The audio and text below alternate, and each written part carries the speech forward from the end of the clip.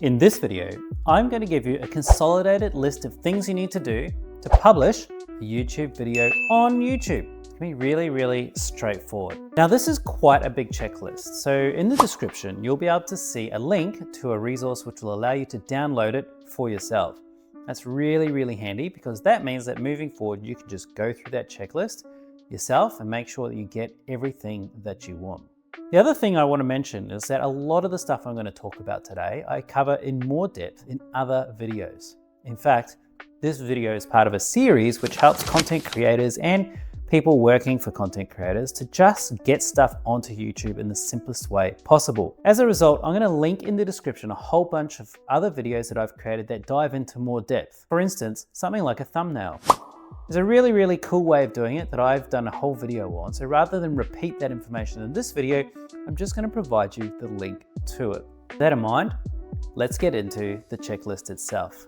So the first thing that you want to do is to get 2 titles for your video. One title is going to be for the title that goes into the actual YouTube title box. That's like the text title.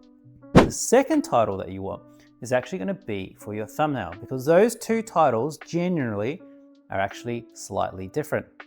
Title for a thumbnail, generally a lot shorter, whereas the one for your video is generally a little bit longer. The second thing that you want to get is your description sorted out.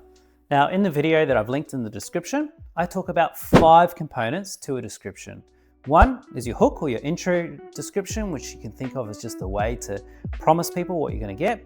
Second paragraph is a much more detailed description. It helps people understand what they'll get from your video. Then we have resources where you link to any resources that you've mentioned. And then we have your contact and chapters. Again, you can check out my other video to see how to do that fully.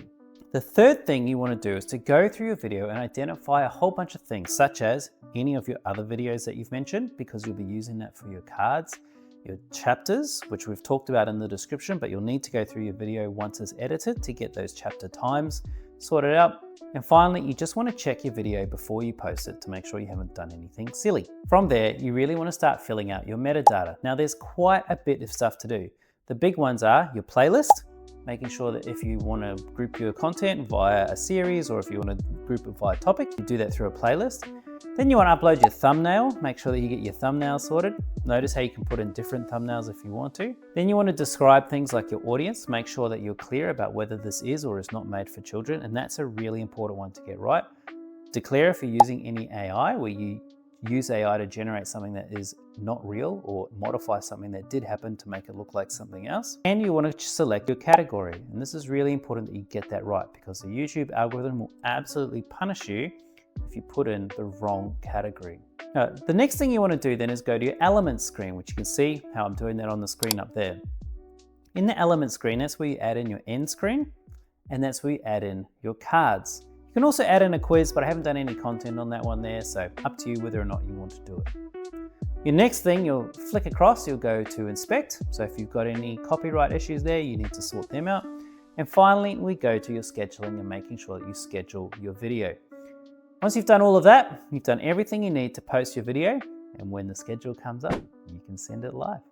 Hopefully you enjoy this video. If you like it, don't forget to subscribe, set yourself up for the notifications, and drop a comment if there's anything you'd like me to cover that would help you as a content creator or someone who's working for a content creator do things more effectively. I'm James. This is my channel, The Expert Revolution, where I help people turn their expertise into something valuable. I'll see you in the next episode.